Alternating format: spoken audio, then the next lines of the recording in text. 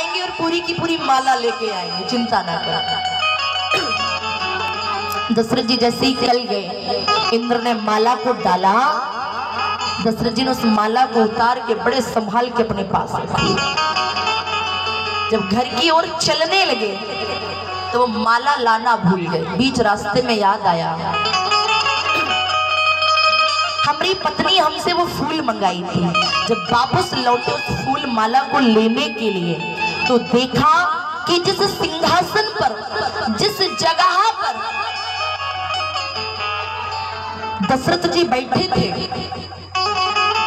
उस सिंहासन को मंत्र बोल करके पवित्र किया जा रहा है, गाय के गोबर से लीपा जा रहा है। राजा दशरथ जी ने पूछ लिया, महाराज केवल और केवल मैं जिस जगह बैठा था, केवल वही जगह पवित्र क्यों की जा रही है? तो इंद्र ने सिर झुका करके कह दिया, महाराज ये जगह इसलिए पवित्र की जा रही है, क्यों? क्योंकि आपके यहाँ कोई संतान नहीं है और निसंतान व्यक्ति जिस जगह बैठ जाता है वो जगह अपवित्र हो जाती है, इसलिए सिंहासन को पवित्र किया जा रहा है। दशरथ जी ने इतना सुना, वो फूलों की माला छूट गई, इसलिए एक बार भूपत मनमयी गिलानी हो गई मन में। दूसरी बात, कुछ लोग कह देते हैं कि दशरथ जी निसंतान है। नहीं, दशरथ जी निसंतान नहीं है। दशरथ जी की एक बेटी तो है परंतु बेटा नहीं है, और दशरथ जी की बेटी का नाम है शांता, जो श्रृंगी ऋषि को ब्याई गई है। बेटी तो है पर बेटा नहीं है। बड़ी गिलानी हुई दशरथ जी को, रोना आया। तो सच बताएं, जीवन में कभी रोना आए, दुख आए तो केवल 3 लोगों के पास जाना, चौथे व्यक्ति के पास नहीं। अगर रोना आए तो पहला जाना तो माँ बाप के पास जाना, दूसरा गुरु के पास जाना, तीसरा भगवान के पास जाना, चौथा किसी के पास नहीं। दुनिया है, हस्ती है। अगर मानो दशरथ जी अपना दुख लेके संसार वालों के पास जाते हैं और संसार वाले का कहते देखो इनको बुढ़ापे में लड़का चाहिए, हंसते की नहीं? पर नहीं, संसार के पास नहीं गए, गुरु के पास गए।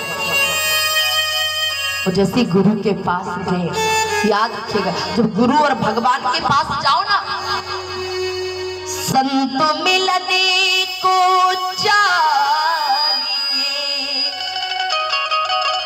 तजे माया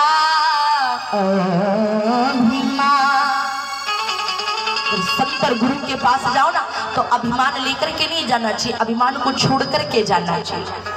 जा रहे हैं और जैसे गुरु जी के पास गए तो गए क्या? बोले गुरु ग्रह गए तुरंत महिपाला,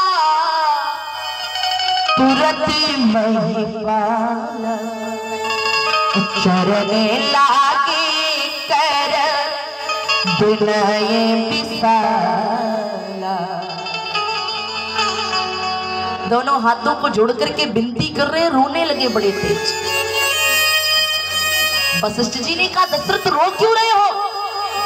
कहा, गुरुजी केवल मैं इसलिए रो रहा हूं। बोले क्यों? बोले जिस वंश में महाराज, मेरे रोने का कारण ये है कि जिस वंश में महाराज सगर महाराज भृगु महाराज राजा हरिश्चंद्र ने जन्म लिया हो, जिस वंश में महाराज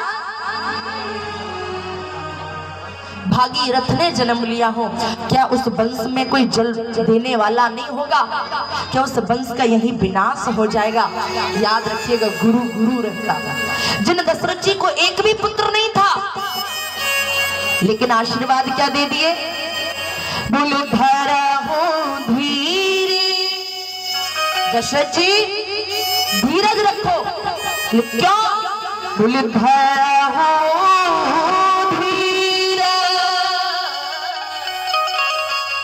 हुई एक दो नहीं, सीधा 4 बेटे होंगे। दशरथ जी हाथ जोड़ के बोले 4 बेटे होंगे, लेकिन होंगे कैसे? बोले प्रभु ने विविध भगत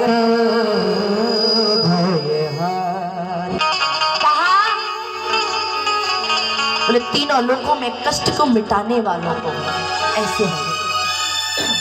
मैं एक बात बताऊं, आप अपने बेटों को, आप अपनी संतानों को सुंदर शिक्षा देते हैं तो आप अपने संतानों को जब आपका पुत्र आपको प्रणाम करता है ना और कहता है पिताजी प्रणाम, और आप अपने बेटे से कहते हो बेटा खूब बड़ा आदमी बन जाओ, कहते हैं ना बड़े आदमी बन जाओ।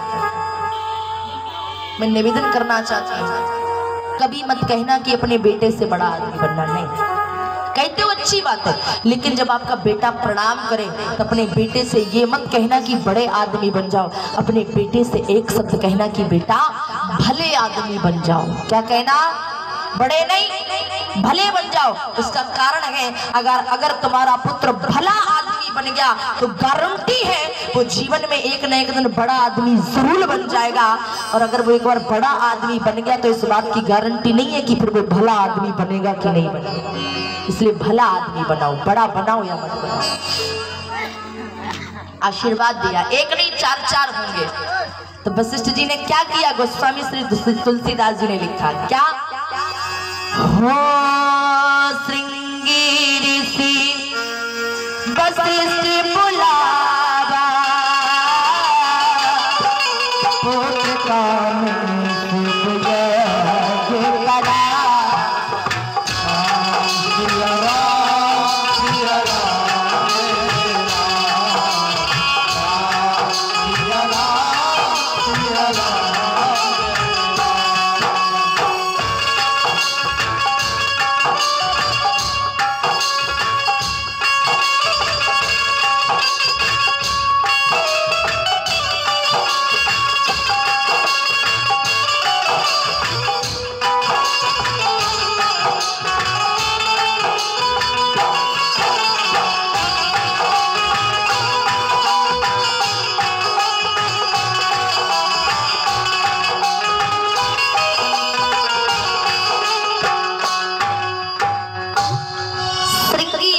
वशिष्ठ बुलावा, वशिष्ठ जी ने श्रृंगी ऋषि को बुलाया, पुत्र काम शुभ यज्ञ जैसे ही कराना प्रारंभ किया।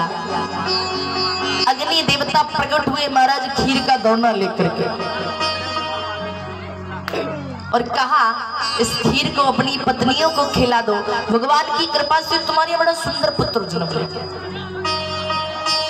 दशरथ जी ने उस खीर को लिया और अपनी तीनों पत्नियों को खिला दिया। पर लेकिन एक बात किसी शायर ने बड़ी अच्छी बात की, क्या? बोले चिट्ठियां होती तो बाजी भी जाती। चिट्ठियां समझते हो ना? चिट्ठियां मतलब संदेशा, पत्र, लेटर। क्या? ये तो चिट्ठियां होती तो बाजी भी जाती, कर्मों न बाचे जा। संदेशे पढ़े जा सकते हैं लेकिन कर्म को पढ़ा नहीं जा सकता कि हमारे मस्तक की रेखाओं में, हाथ की रेखा में क्या लिखा है। सुमित्रा जी के हाथ में रखी हुई इस खीर को चील उड़ा के ले गई। सुमित्रा जी उदास हो गई। कौशल्या बोली बहन उदास होने की जरूरत नहीं है। बोले काहे? बोले अगर मेरे कोख से जन्म लेगा तो पुत्र तेरी भी कोख से जन्म लेगा। कौशल्या जी ने वही आधा भाग निकाल करके सुमित्रा को खिलाया, कैकेयी ने भी खिलाया। अंत में महाराज तीनों रानियों ने उस भोग को ग्रहण किया, और जिस खीर के भोग को जो चील उड़ा करके ले गई थी ना, उसी खीर से श्री हनुमान जी महाराज प्रकट हुए हैं महाराज। इसलिए हम कहते हैं कि श्री हनुमान जी प्रभु श्री राम जी के भाई भी माने जाते हैं।